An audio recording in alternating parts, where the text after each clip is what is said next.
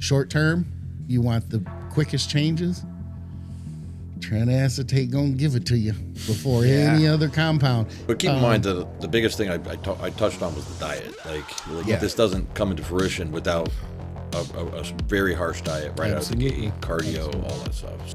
And you know your delts are good when they round out to the back. Oh yeah, get the rear delt. It's a telltale sign. I've said before, I'll say again. There are no pros with shitty rear delts. What's up, guys? Welcome back to Blood, Sweat, and Gear with coaches Skip Hill, Andrew Berry, and myself, Scott McNally. All of our programming is brought to you by you, the people at Patreon. We've got some Patreon topics today. We're brought to you by, I keep wanting to say evalbloodanalysis.com. Get your lab work done by Dave. It's just programmed in my head. But we are brought to you by True Nutrition. Use our code THINK for additional savings on high-quality, third-party tested supplements from a company you can trust. It's supplementsource.ca for Canadians. Man, I just butchered that whole thing. You don't do that ever. I know. Either. I know. I was getting a text over here from Andrew, and everything's discombobulating me. We're just going to get into this thing. We do have a bunch of listener questions. We're happy to have you guys here hanging with us. And I wanted to bring to you a topic that I thought would be fun. We had the weirdest question on drugs and stuff, recording the latest episode. This guy was telling us about doing these 2-week cycles. He's like, I do 2-week cycles, then I come off everything for 3 months, and then I do another 2-week cycle. And I think that I've actually made progress. He's like, I'm completely natural in between. And it got me thinking, that topic aside, what is the shortest cycle that you could do that is effective, and how would you put that together? Let's think of some just short, get in, get it done, get out cycles that are going to put on some quality muscle tissue. I mean, I'm thinking back to what John Meadows used to tell me he would do was, because he was just a cc of testosterone pretty much 52 weeks a year. But then right before, say, the Arnold Classic, like 15 days before, he'd throw in like 100 mgs of Anadrol. And honestly, he would morph over to where you're like, are you up 20 pounds? So, I mean, I would say technically that is the shortest cycle I've heard of someone doing, because then he'd pull it right back off and just stay back on TRT testosterone. So, okay. I mean, it was effective, and he kept the gains for probably another 4 to 6 weeks post, so. Okay. How about somebody who just wants to, because I've had people tell me hey, you know what, we're going to the Jersey Shore this summer, and I want to try to beef up as much as I can. And, I have been wanting to run a cycle. We're leaving in 7 weeks, Andrew. Okay. I mean, I'd probably push it, probably push your testosterone to something like 100 milligrams a day. I'd probably go a little harder on the DHT, so I might even bring Masteron in at 800, a little bit higher than your testosterone, because I want to get a drier, harder look right out of the gate, because we know we don't have time on the back end. And then I would definitely push Tren in there. And then I would probably I'd be like the last 6 weeks of a contest prep plan, really. And okay, if the goal was to look like a competing bodybuilder, as close to a competing bodybuilder, that's just what I would do. And I would definitely, I would crash the calories, and I would, that's a big thing. You can't just take the gear. I would crash the calories to the point where I might pull carbs out completely until till you see a low, or till you stop seeing lows, and then do a skip load or a refeed of some sort, and then get right back on that cycle again and see if we can drop 25 pounds in that 6 weeks. Oh, geez. The only downfall to that protocol is he wouldn't be able to drink while he was there because his kidneys wouldn't be functioning very well. That's true. That is true. No, and I like that 6-7 week. I mean, I think your original question, Scott, was how short would you go? Yeah. 2 weeks is pretty short, but I have always said this, so I'll give the guy credit for this. He's outside of the box. I like it, because at first I was like, what the fuck? Yeah. What? But then I'm like, damn, he's doing something though that other people don't do, and he's evaluating it and assessing it, and if he's progressing from it. I did like the part, I did chuckle a little bit to myself when he said he was natural in between. Yeah. You're not natural in between. You're just I don't know if off. he used that term. Okay, fair enough. Yeah. Yeah, you're not natural, you're just off cycle. There's a difference. So what would you say, Skip, is, because here's another scenario. I've seen guys that are like, you know what?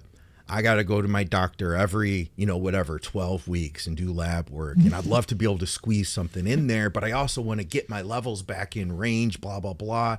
And of course there could be, issues with that. Like, how is your other health markers going to look, even though your test is in range, but, for whatever reason, a short cycle. So are you saying that, like, it sounds like six weeks? What would be to you, Skip, in your mind, the shortest cycle?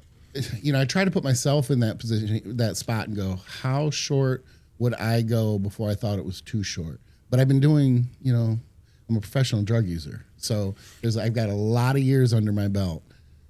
I wouldn't go anything less than 6 weeks. That's what's sticking out in my brain. I think I like Andrew's approach.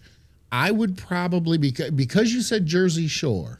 Yeah. I would not add the trend, I would add an oral. Yep. But here's the thing. I got to give you this. Short term, you want the quickest changes. Trend acetate gonna give it to you before any other compound. It's just that with those doses, it's a pretty hard hit unless someone was experienced with similar doses.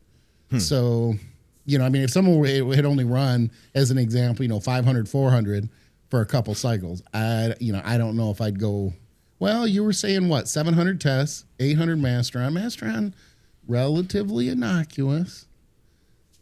How high were you going to go on the trend? You're a low dose trend guy, so there's that.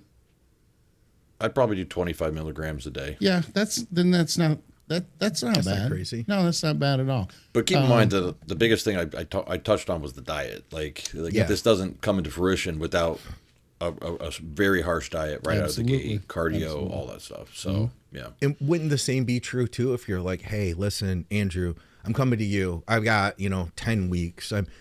Before I have to leave, I need to run this cycle in a 6 week period of time. I want to gain as much muscle as possible. Would you go the other direction too? Like, would we then super ramp food if I'm going to try to do everything I can in 6 weeks? Yeah, but I would have them check their blood sugar every morning, and the minute I see it faltering, I'd either start insulin to help recorrect with every single meal, or I would now we're going to pull back the calories for like a 10-day stretch before we do another blast. So a blast of food, I should say. Yeah. In terms of compounds, I mean, I'd still go test and trend probably. If you want to make the most bang for your buck, it's I would probably. And if you're like, hey, I'm okay with side effects, or I'm okay feeling like shit, well, I want to put on. I'd probably run the trend a little higher. I'm not gonna lie. And I'd probably throw in some. I'd probably layer in some Anadrol for the good portion of it, and then I'd probably switch to a different oral over the last 10 to 15 days. Okay. Now, what about the test? Would you guys use like a short ester? Like, are you thinking, would you use both? Long acting, or you would use both still? Yeah. Even though it's only 6 weeks, we still want to get that long test in there, huh? I'm still a 50-50 guy. Not always black and white 50-50, but give me 50-50, 60-40, prop sip all day long. All right. Yeah. I would say probably 50 milligrams of a prop per day, and then probably an average of like 100 to 150 of a longer ester testosterone per day as well. So, yeah. Okay. And of course, those doses would probably change depending on who you're working with. Like Skip said, is it a guy that has a lot of experience? I'm talking about girls. That's what I do for girls. Oh, yeah. Come on. You missed that, Scott. I missed it completely. 120-pound figure girl going to the Jersey Shore. You should put on some mass for that. That's for sure. Sex drive will be up. Hey. Yeah. All right. I thought that'd be kind of a fun one to open up with. It seems like people aren't as interested in doing the short cycles nowadays. Do you guys remember, like, back in the day, cycles lasted 8 weeks, 10 weeks, 12 weeks or 16 was like really pushing it because everybody came off was the thing, Yeah. I got to come off or whatever. At least most people did. And now then it's just like, well, I just go back to my cruise dose. So people aren't as concerned about recovering their natural tests like they once were. And I think with that, cycles have gotten longer, Yeah, I think people notice the emotional roller coaster, though, too. I think that's played a big part. I know it did for me early on. I'm like, you know what? I don't want this roller coaster, not only with myself, but with my clients of, you know, the testosterone, estrogen, you know, doing this. Yeah. Because there's something to be said of, you know, there's merit with 8-week cycles. If you're going to go 8 weeks on, 8 weeks off. I was hoping the more I talked, it would work itself out. Sorry. Anyway, 8 weeks on, 8 weeks off for the first 3 to 4 weeks that you're off, blood levels are tapering. You're still kind of on. You're just not dosing the gear.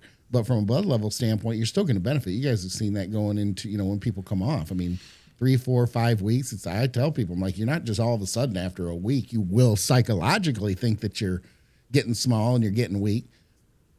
But you should still feel like you're on cycle. Recovery should be great. So half of that time off of that 8 weeks, you're not feeling like you're off too much, but then comes the roller coaster. Well, then that kind of lends to the point of why not just cruise or keep your doses lower, moderate, and do longer cycles then. You know what I mean? Exactly. Watch your blood markers. I mean, I've said it before. I'm sure I'm going to get beat up because there are going to be plenty of people who haven't heard it. But I did a cycle for 3.5 years. Our youngest daughter was conceived. So when my wife came to me and said she was pregnant, I'm like, oh, bitch, that is not my kid. Like, what that can be. So I apparently was down to 3 sperm, but they had capes and S's on their chest because they were really strong. Super apparently. sperms. Yes. But nonetheless, she looks exactly like me and acts just like me. She's mine. The reason why a lot of guys, why the 8 weeks on or 12 weeks on was kind of stretching it, right, was gear was a lot harder to get your hands on 20 years ago. True. I mean, you guys remember, like, it was a big deal when your gear came, whereas now it's like, oh, I got this coming in this day. I got these peptides coming in next day. I got kit of GH coming in. Can someone get the mail for me? I don't want it sitting out in the sun. And a lot of cycles were utilizing testosterone, DECA, and D-ball. So you felt like shit. Like your blood pressure was up. Like you needed a break after 10 weeks. So yeah, you were actually happy to take that time off because you're just like, my head's about to explode. So I do think the compound choices are really dictating the length of the cycles now. Like I don't know anyone that runs, 20 weeks of D-ball, for instance. You know what I'm saying? As much as I like it. Yeah, that's too much of a good thing right there. Very few things I haven't done. That's one of them. Yeah. We have a review here, basically, of our coaching. Somebody said, I just started working with Andrew for the last month or so, and I'm very happy so far. 10 out of 10 would recommend. Thanks, buddy. Yeah, he's a good client. Young guy. Ethan. Yeah, he tunes into all our stuff, too. Yeah. What's up, Ethan? Kind of reminds me, I would imagine, of all 3 of us, or at least me and Skip, because I think you got into it a little bit later, right, Scott? I did, yeah. I mean, I trained earlier, but I didn't get into gear and serious until later, yeah. Yeah, no, it reminded me of myself, like, being on Skip's forum as like a 17, 18-year-old guy, just absorbing everything, and probably Skip with the muscle magazines, because the forums really weren't a thing back when he was a little younger, so. I love that. Got one for me, too. Getting ready to work with Scott for my first show. So far, the communication is outstanding, and I'm really looking forward to it. This is like totally just a plug for us now. It's just like a complete plug. Just hire Andrew. Might have to check out the where those messages originated from. It might be scottmcnally@gmail.com. No. Hey, what's this one? Who posted this one here? Oh. Well played. That's good. We did get an emergency question. We should probably handle that straight away. We do have a couple of Patreon people that asked for critiques too, so we've got those and a bunch of listener questions. Terminator, where are you at, buddy? He was like, I've got an emergency question. Everybody's commenting, which is awesome. Maybe have them type it, but have no one else type for like 3 minutes. Bros, I need your help. My nipples are burning on 150 milligrams of Tren Ace weekly, 300 milligrams of Test E. If I run Tren only, will the side effects stop? No. Probably not. Yeah. So, I mean, okay, so I think first thing you got to do, rather than have us guess, is go get some labs done. Go get your E2, progesterone, prolactin checked, and let's find out what is the cause of that, right? Yeah.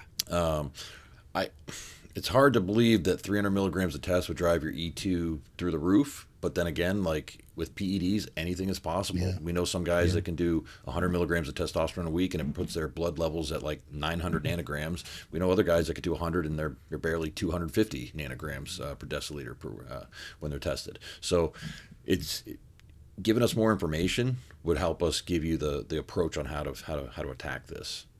Yeah, that makes sense. And in the meantime, something that never made sense to me, back to, we were talking D-ball a minute ago in the old school days. I remember people would be like, oh, I started my cycle, I'm kickstarting it with D-ball. I'm 3 weeks in, and I'm getting gyno now. What should I do? I would say this, the one advice that was never, ever given on the boards was, number one, don't take any more D-ball until you get this sorted.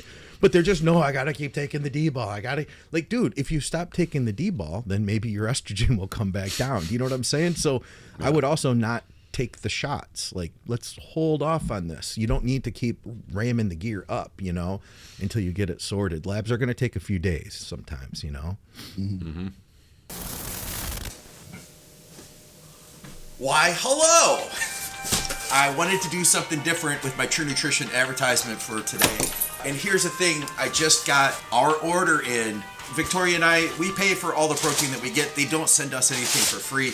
And that's because I've believed in True Nutrition for 15 years now. I've been using them ever since I contest prep. They have some of the cleanest, best quality protein. A lot of times I use the Team Skip, but here's the deal. I'm going back to the Pure Whey Isolate. The Pure Whey Isolate, it just processes so fast. This is my favorite flavor, chocolate peanut butter cup. But if you want to try just like 1 pound at a time, you can do that. Just sample it. I've never had the cookie butter, so I'm going to try the cookie butter this week. We got a big old bag of pea protein isolate.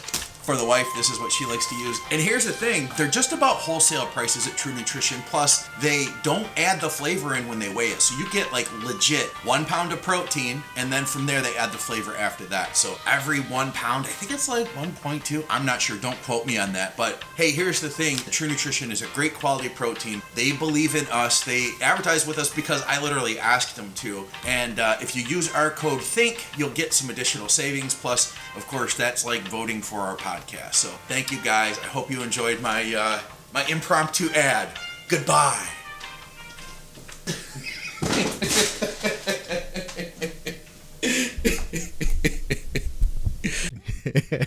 Like I said, we do have a bunch of stuff. I'm just looking at the stream now because we do have so many people that are hanging with us. Thank you guys for being here.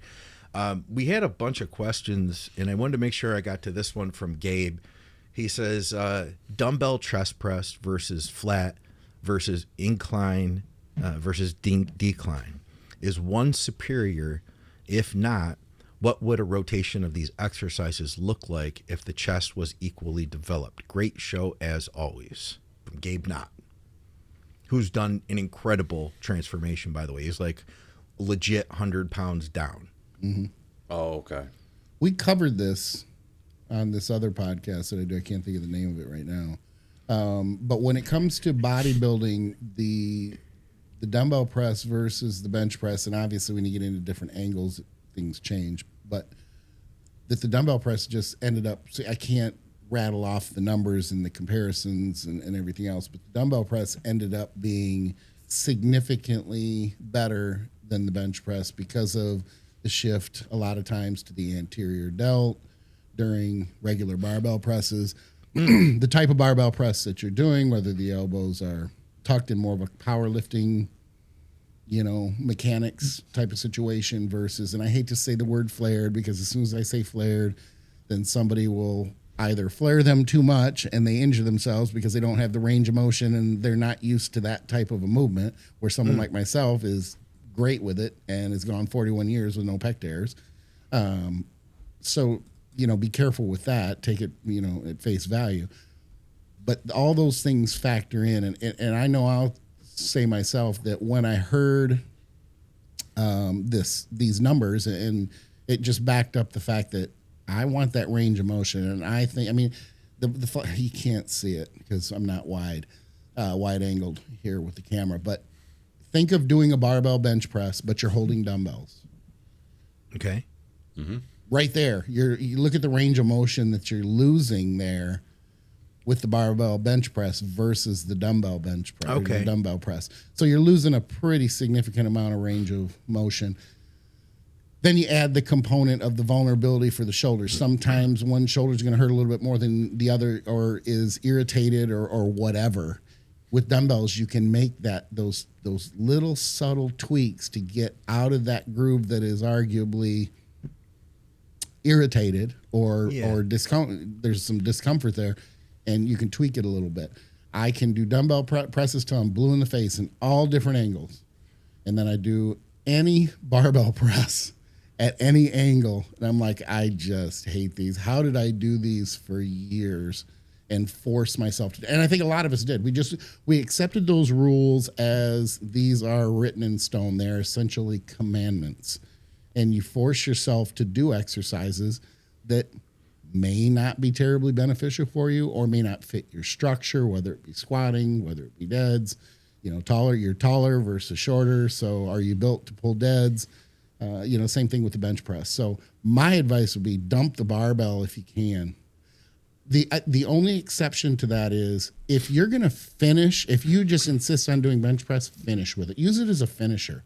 When you're literally I don't want to say exhausted, but the muscle is about as warm as it'll be. Number one, you're going to decrease the chance of an injury. So the risk of injury goes down significantly.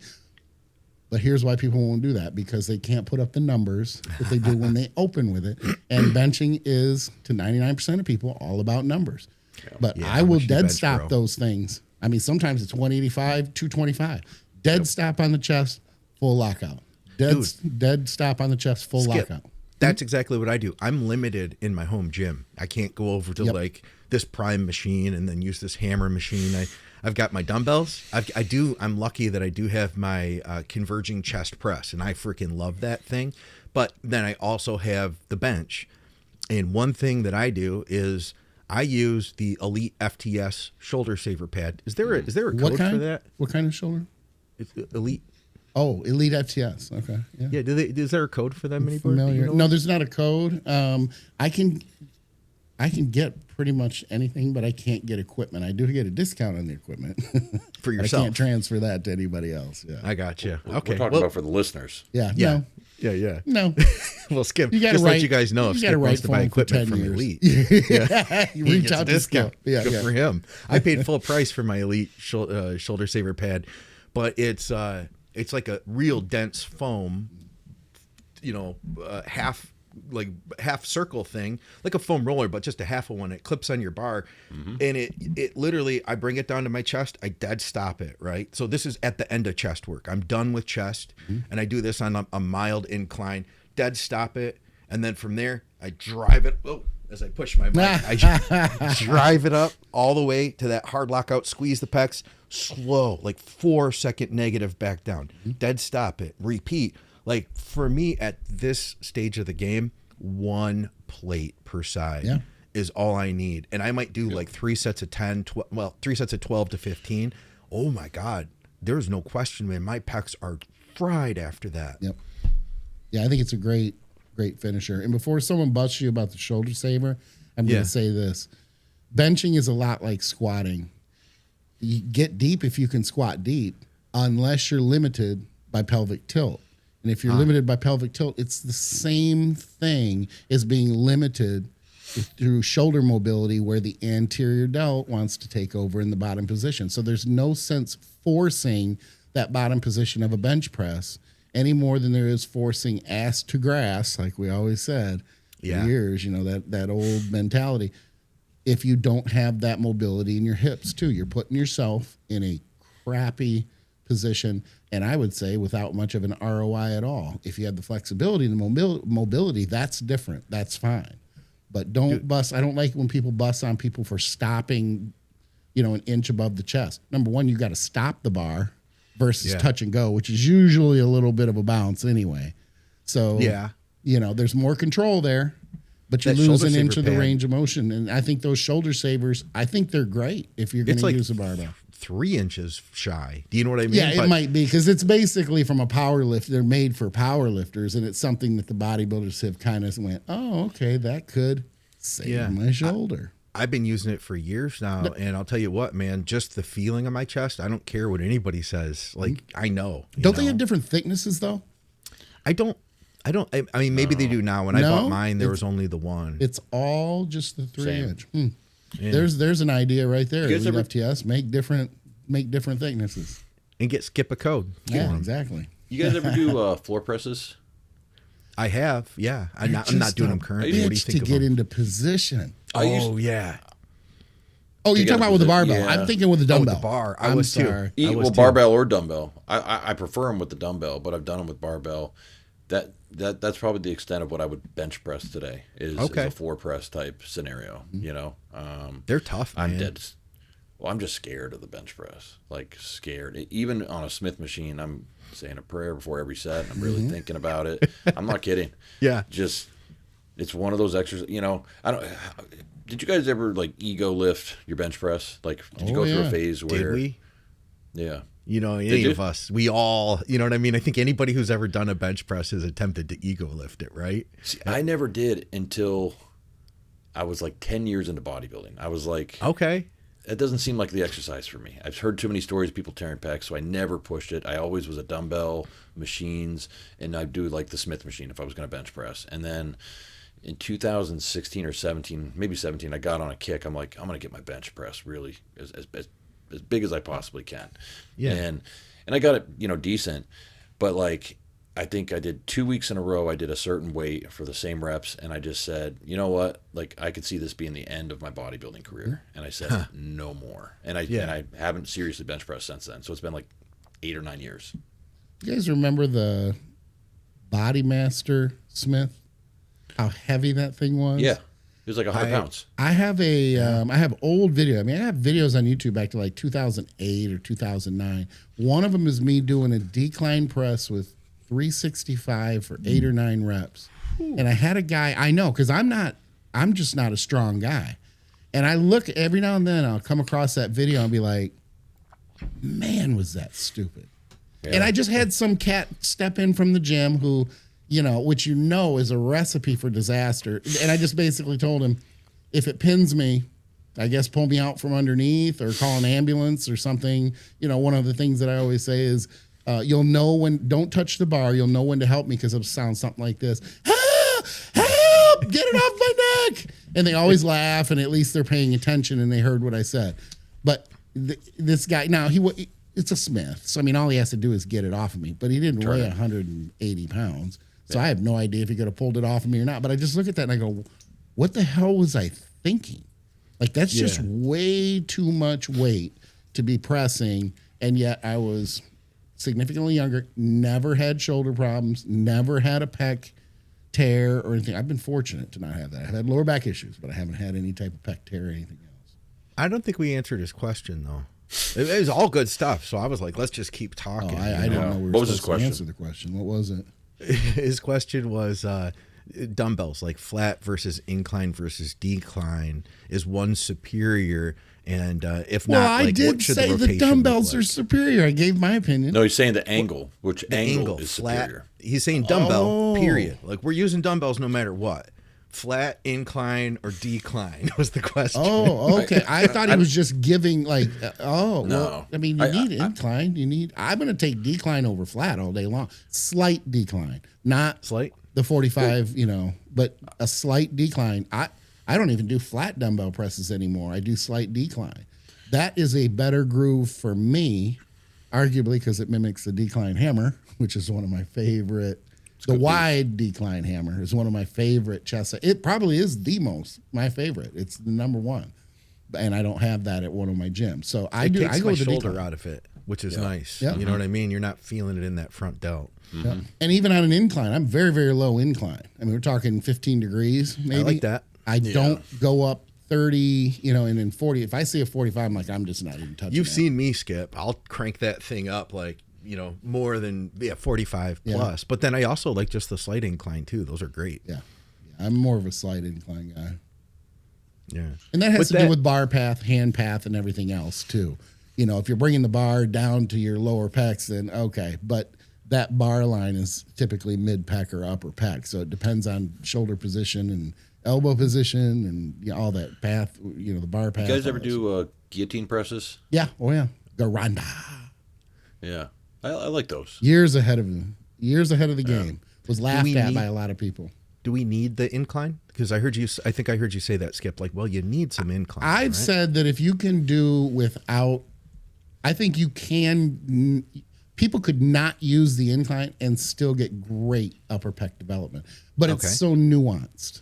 Like it would take a lot. Like you got to know what you're doing, because then it gets into, like I said, the bar path, the elbow and shoulder, hands, all that. It's a big deal and it's complicated. But yeah, I do. I think you can get. I think you could. I think that's why the low incline works so well for those people who know what they're doing and they know where the mechanics that they need to make that work. Otherwise, the low incline isn't going to do much for you. Let me offer an alternative, Yeah. just to have a debate. Do you think it really matters what you do for your chest in terms of exercise selection or angle selection? Or do you think the chest is just a genetic body part that's going to grow from whatever stimulus? And then where I'm going with this is, I know guys that all they ever did was bench press. They never did incline. Inclines were for losers because they had to use 20% less weight, let's just say. It was always bench press, That guy. dumbbell bench press, and like some machine and some kind of cable crossover, right? Yeah. And they had unbelievable pecs. I'm thinking that genetics more than anything dictate the growth of a muscle like the pecs. I think you're right, but I don't think it's any different for chest than it is anything else. Really? I think that whether Well, I'll give you a prime devs example or of why it is something like different. that. Okay, I'll why? give you a prime. Look at wellness and look at bikini athletes. With their exercise selection, they don't do squats, they don't do leg presses. They do very specific things for glutes, adductors, hamstring. You know what I'm saying? It's a good point. It's a good point. And I'm not saying they didn't have a base of doing squats and leg I presses, get you. but I'm saying like any of my pro like wellness or bikini athletes, their programs, you would look at that program and you'd probably be like, where's the hard stuff? Like where's the meat and potatoes? Yeah. Because it's all just such specific stuff, really just targeted towards the upper outer glutes.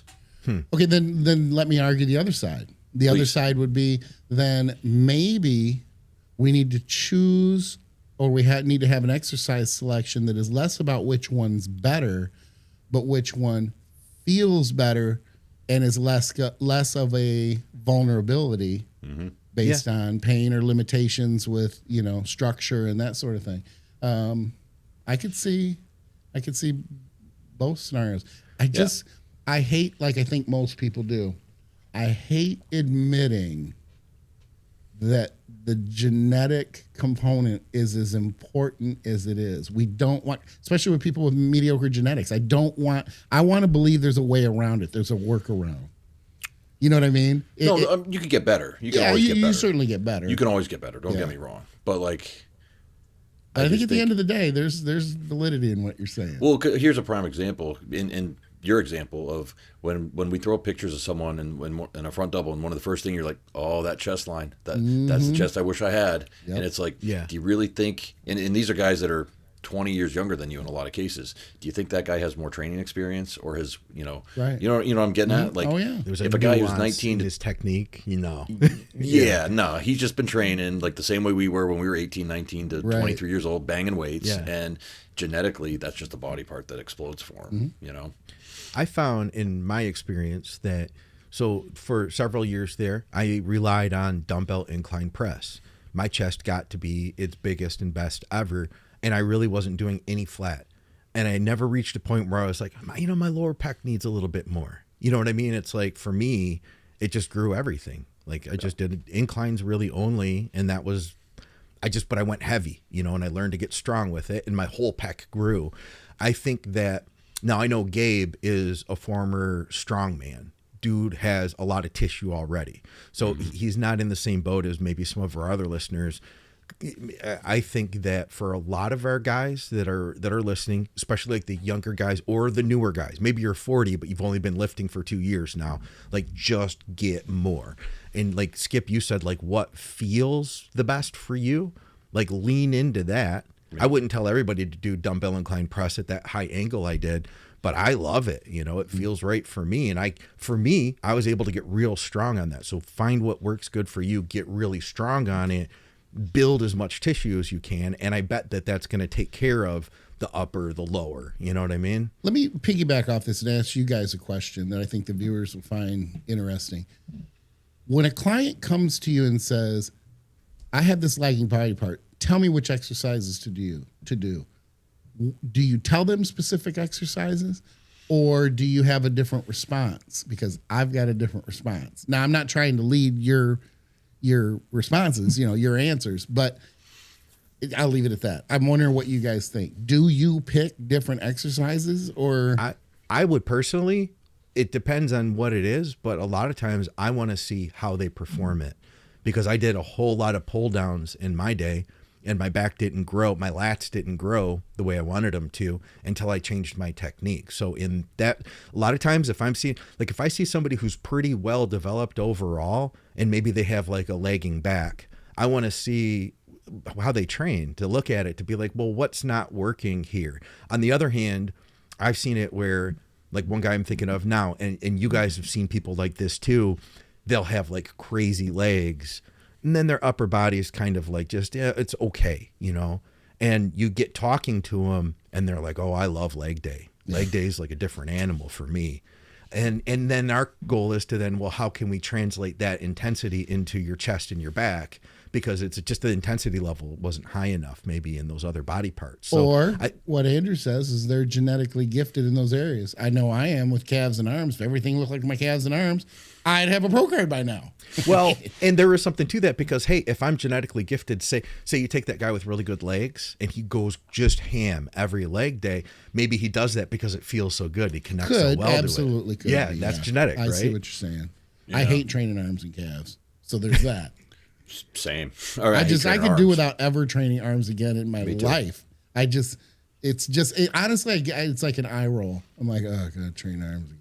I'm doing more arms lately. My arms have never been super strong. Like I don't have big peaks, but my arms only looked their best when they were their thickest. It's like, well, your arm looks thick, it's acceptable. So I decided I'm prioritizing them a little bit right now, just as a little experiment. Right. We'll see what happens. The calves, I'm not. We'll leave them. Well, the reason I asked you guys that question is a lot of my response to my client is this: what are you doing now? Because obviously you want to know what they're doing and if they think that it's not working, and frequency and total volume and everything else. But I always tell people, I don't know what equipment you have available to you. I don't know whether, so I mean, I understand if you train in a home gym but if you train in a gym, I don't know what's going to be used, and you're going to have to wait on it, and you're going to have to, shift on the fly anyway. The other thing is what feels good. Like when you do the exercise and you feel that muscle from the insertion to the origin down to the bone versus doing any other exercise that you go, yeah, I really don't feel it. And you make a good point. Obviously, the mechanics are huge, because sometimes you can look at the mechanics and go, yeah, you're just destroying this exercise. Like this is why you're not feeling it. But sometimes the mechanics are great and they still don't feel it. So my response has always been, stay with the ones that we all have those exercises. I use the wide angle hammer as an example. That will hit my pec from top to bottom and just literally blow it up in 2 warm-up sets. Blow it up like someone put an air in it. So we all have those exercises. And, I've heard people say, do what you're not good at. It's not that there's not truth to that. Like if you're not good at, squatting and you're not very strong and you need more strength, okay, cool. But I don't think that's a great cue, because the things that you are good at, you're probably connecting mind muscle really great with those. So those are exercises that I think should stay. And I, as a trainer, can't possibly know what you connect with. I know what I connect with, but I don't know what you're going to. It's like to do T-bar rows. They could come out looking like Ronnie's, and Ronnie's back grew because he picked his parents really, really well. Maybe you picked your parents really shitty. You love them. They're great people. They did a great job. But their genetic predisposition sucks. I don't know. I that's my approach. 99% of the time, my response, and I have a lot of clients who don't like that. They want me to say, do this. Do this exercise, and then do this exercise after it. And I do not like doing that. Yeah. I try to tell people like what we're trying to achieve in that exercise. You know what I mean? And I'll give examples. Like, For instance, where elbows 45 degrees, something that feels good, like for instance, a chest supported T-bar row or cable seated cable. I'll give them ideas. The versus, low hammer strength pull. Versus row. Oh, God. Versus tell them like, I want you to use this machine. Somebody asked us in the stream. I don't know if you guys have had any other thoughts on it. We had talked about it once before. Have any of you coaches had experience with people using 5-amino M1Q, and what were your thoughts on that? I think I shared my experience before. How about you, Andrew? Well, I'm giving it another go actually in the next couple weeks, but I've actually done a lot of research recently, and I did a consult with Keith from Parabolic. And nice. First off, very rarely do I walk away and be like, I think that guy's a genius. He's a smart dude. And it's not like he's reading off a teleprompter. Like he's passionate. He's very passionate about the compounds that he knows about, that he talks about, and that he works with. So anyone that's he does consults. Anyone that's thinking about doing it, it would not be money that was wasted. I can tell you that right now. And he will advise people too. Yes, that's what I'm getting at. Yeah. So, but anyway, I think a lot of people using 5-amino MQ were probably underdosing it in previous experiments and whatnot. Okay. Then maybe I was, because I got absolutely nothing out of it, and I really tried to give it a fair shake. What do we need? I'm thinking probably about 150 milligrams a day. Okay. I did 100, and I think I went to 100 twice, but okay. I don't quote me on that. Yeah. I'm thinking 150 probably for most, let's say 185 to 220 pound males, and maybe a little bit more for guys that are heavier. Okay. Yeah. I have no experience with it at all. All right. Yeah, I just didn't get anything from it. And it's after I stopped the SLU. I was like, all right, I need something else that I'm going to try next. And I've had this sitting here burning a hole in my desk, because it wasn't in my pocket. It was on my desk. Yeah. They say like burning a hole in your pocket, but that was a very Skip statement, wasn't it? Yeah, it was. I was like, yeah, okay. Rub it off on me. I felt like Scott there for a minute. Just shut up. Shut up, Skip. What's the best ratio for test and master on? What's the best ratio? Yeah, people like ratios. As much as you can afford. Yeah. I mean, well, here's the thing. Like, I might do well with a 1-to-1, whereas someone else might need like a 1.5 to 1, for instance, on testosterone and masteron. But what would you go one? I would go 1-to-1. Me typically personally. 1-to-1. Yeah. Typically 1-to-1 is like a starting point. I don't think you go wrong by trying out a 1-to-1, right? That's how I feel. But again, everyone's individual chemistry is a little different, and how your body reacts to it. Someone might feel that they need to bump their test up a little bit more, maybe a couple extra 100 milligrams of testosterone versus masteron is what I'm saying. Yeah. I think that's a fair. Yeah, I might not do 1,500 mega masteron if I'm doing 1,500 mega testosterone, but I do love my masteron when I'm running TRT. My TRT is almost always testosterone and masteron. I do like it. And it's funny because I was just telling my wife, she's like, wow. She goes, you got your energy back and everything else, and you're back in good spirits and stuff relatively quick. I'm like, I'm on TRT now. I'm good to go. I've had a few carbs. I'm good. All right. I've got a physique critique for us, and this is a guy that we talked about a while back. And so what he's done is it's 24 weeks now. We did a physique critique of him.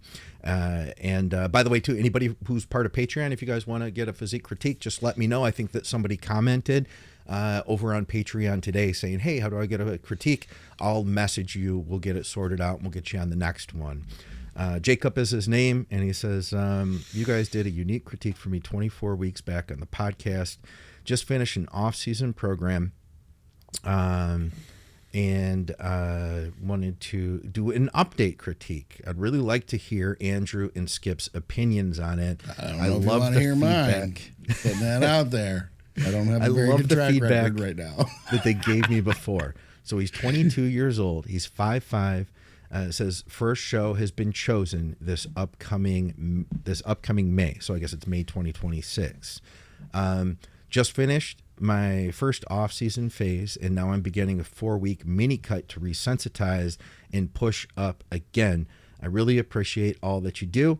And he said he'll provide the side-by-side. So I think the before picture here that I'm about to show you guys is what we saw last time. And just out the gate, spoiler, I'm kind of impressed here looking at this progress he's made. And it looks like 24 weeks. Here he is. Check this out, guys. You might have the gene. No kidding. Yeah. Yeah. And what I'm seeing is when someone's got those big forearms and big arms, that's usually a kind of a telltale sign. Like, you know what I mean? Small waist. Yep. How much? What's the difference here? I don't think he said the weight. Yeah, he didn't say his weight. Because I'll tell you where my eyes went. My eyes went to those delts. Like, holy crap. I think everything improved. Yeah, oh yeah, no question. But I mean, the first thing Yeah. I'm like, holy. Here's the other thing, though. Make sure you guys resize your pictures properly. No cheating, okay? But with that said, I mean, it's obviously, he looks like he's put on 25 pounds of muscle tissue. Yeah. Yeah. Yeah, he looks good. Jesus. Yeah, those that's delts are night and actually day. pretty nice. I know, right? Yeah. Yeah. Chest is definitely bigger, too. And you know your delts are good when they round out to the back. Oh, yeah. He's got the rear delt It's kicking. a telltale sign. I've Yeah. said before, I'll say again. There are no pros with shitty rear delts. Yeah. There just aren't. Yeah. It's pretty significant. That's a good first blast. I would say so. I would say that from the back, the changes to me are not as impressive as they are from the front. If I'm going to be completely just like brutal here. And I'm not saying he didn't grow from behind. If I only saw this, I would say, oh yeah, I definitely see a difference. But to me, seeing him from behind is not doing him the justice of No, but I the wonder if he was transformation doing he made. I wonder if he was doing a rear double or even a lat spread though, because I mean it is just a relaxed back quarter turn. I mean, Yeah, you only really get to see the back and Yeah, back of his I mean- triceps. I'd wonder what that rear double looks like, but That's a good point. yeah, that's impressive. That front double is sick. I think my main critique is you just need a tan, bro. Coming from Yeah, Skip. cut your sleeves off or something when you don't hang that one arm out the window of your truck while you're driving. Yeah. No, super impressive. I can't really find a critique to Yeah. say, hey, you got to fix this or you Yeah. got to work on that. Everything's growing, in my opinion. Yeah, there's really no glaring weakness. Do you see one? The fact he kept his waist nice and small. I know, right? Yeah, It's actually just looks smaller because he's made his delt so much Yep. wider. So it really does. yeah, I mean, I'm gonna call it now. You know, whatever show you're doing, as long as it's not nationals for your first show, you're probably you're if you come in condition, Yeah. a physique like this is gonna win a class. I want to give him something, so I'm just gonna say it. I really do feel that. I mean, I see the difference in his back, and I don't want to take anything away from the progress he made because his back is definitely bigger. I just feel that his arms, his chest, and everything else from the front, it looks to me so much more impressive. I feel like they grew at a slightly faster rate. That's all I'm gonna say. I don't know, man. I disagree. I think like now again, you got to resize the pictures so that they're equal. True. I think if he was resized, you'd be like, oh, I see it a little bit more now. Because look at the density he's got in his lower lumbar now. You know, That I was wasn't thinking the there. same thing. There's like no lat. I mean, I'm not trying to, I don't want to, that sounds shitty, but the In lats the are kind of before? non-existent in the before. Yeah. Now, it could be a little bit of lighting because, the left picture is shaded a little bit more than the right. But damn, even the legs, the thickness left to right in the legs. And we all know calves don't matter anymore. So he's good with that. There's no dramatic change in the calves, but you're not being judged on that anymore. Tony Pearson's pissed about it if he's looking at the same thing we are. There's an outdated reference for you. You'd have to be around for a while to get that one. Well, we can agree to disagree. I want to give him something. No, you're that's- just wrong. I'm going to What's stick his name? with it. You're just wrong, Scott. What's his name? This is Jacob Little. Jacob, if you need a coach, I'm here. Yeah. You got the potential, man. Yeah, I'd he go looks with Andrew incredible. over Scott. I just think that Andrew's more Oh. positive right now about All right. So we had him, and then we have another one. We will get to that on the next show. And yeah, if you guys have any critiques that you want to do, hit me up over on Patreon. We'll be happy to talk to you. Can I throw out something real quick, Scott? Yeah. Yeah. Please do. 5-pound tub of Team Skip protein from True Nutrition, because I've got, so much because I couldn't use protein powder when I was in this last prep. God, prep guys are dicks. So I've got this surplus of protein. All you have to do, first one to comment what the B stands for, 5 pounds of Team Skip protein. Oh, wow. In the live stream Bally's here? Total Fitness. Doesn't matter. Damn it. Now I got to give Andrew 5 pounds of protein. Yeah, in the live feed, or How about when it on goes the, live. on the how about on YouTube Yeah, when that comes out? when it goes, yeah, exactly. When it comes out. That sounds good. Yeah. It'll give people incentive to comment on the show. That's great. What about this one? Hey, gents, I've really enjoyed these episodes since I found the channel a few months ago. Thanks for all the useful info and entertainment. I have a question about skin while on gear. I'm in my 40s now and always had bad acne into my late 20s. I've been in running cycles regularly for the past 12 years. I would always get mild acne across my shoulders and in places where I sweat a lot through the day. I work construction, so sweating is an all-day thing for me. For the last year, maybe a bit longer, I've been getting these hard lumps in my skin, more like cysts than zits. Not a lot, but a few on my back and a couple on my lat, a couple on my chest. Have any of you dealt with this? Any advice on how to treat them or to stop them from occurring, as well as advice on keeping my skin smooth and clear would be greatly appreciated. Thank you, guys. I would look at gut health. I would start there with the immune system. And, typically, like when someone has leaky gut, you'll kind of see this go hand in hand. Whether someone's using PEDs or not. So I would look at that. I would look at thyroid health, and there's a great test. I don't know if you guys do these, but GI maps. You guys ever have clients do those? I've seen them before. Yeah. I'm semi-familiar with them. I probably do at least 2 or 3 a week. But Oh, okay. yeah, no. So there's a lot of times there's gut dysbiosis just from overgrowth of opportunistic bacteria, and it causes inflammation. It messes with the gap junction. The tight gap junctions of the mucosal cells, causing things to leak out, inflammation. So that would be one thing to probably investigate. If this is a chronic thing for him for his whole life, the test is about 385, I think. And then there's people like myself that can do analysis for you if you'd want to purchase that. But and come up with like a whole gut cleansing plan to see if that helps. And so a lot of times, primarily with females, but females are a little more into the skin health than males are. They're going to shell out the money and follow through with a gut plan to clear it up. So that'd be my first. I used to just say, well, you either get it or you don't, until I really started researching and learning about, the GI system and acne. I'm going to go with what I always go with. I'll say 9 out of 10 times, B5, taken consistently, will help to decrease sebum, which is the oil that the skin produces, and that can help dramatically the vast majority of the time. It's something that even thankfully dermatologists have gone to prior to prescribing Accutane, which I think is funny because they're probably losing out on money by not prescribing Accutane as much. But Accutane being so harsh, on the liver, B5 not, and it's super freaking cheap. Use that first, try that out.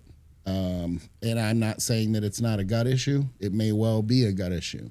I will be the first to admit that this will be the first time that I am looking for someone to help me with, because I developed quite an issue with distension this last year through dieting and everything else. There is something going on with inflammation and everything else, so I am looking into that. So there is validity in that. Don't get me wrong.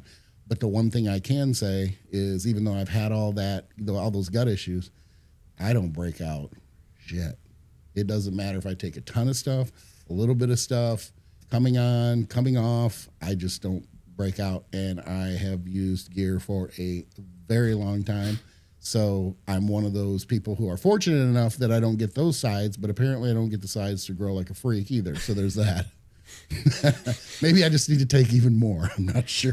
Would you compromise, Skip, if we were like, listen, there's a secret. We can bless you with the gene now in your later life that you will become a freak, but you also have to deal with terrible cystic acne. Would you take both? Ooh, terrible cystic acne. Just on your shoulders and your back. I'll tell you what I would do. I would take the freak, and then I would decide if it was too bad. And then if it was too bad, I'd be like, I'm done being a freak now.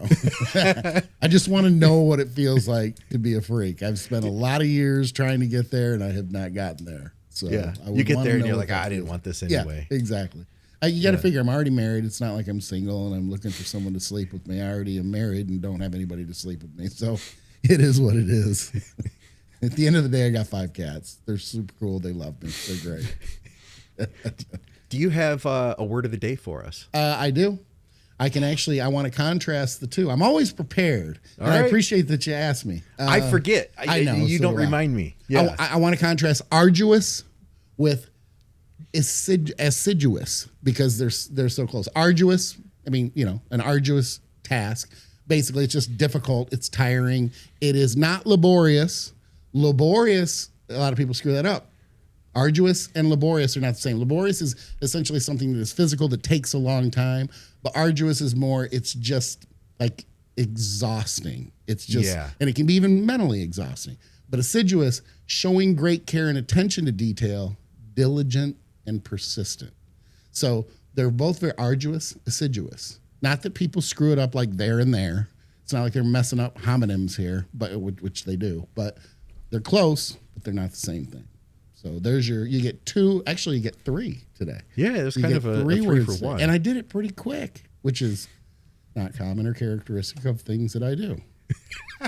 Outside of maybe one thing. Anyway, did you bring any donuts with you to the show? No, I did get the donut thing out of the way. I only had about 3 solid days of just eating like a sloth.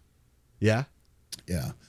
And it didn't last very long. I'm like, okay, now I've pretty much had my fill of cookies and crap and stuff like that, and got back into the gym and feel 10 times better. So.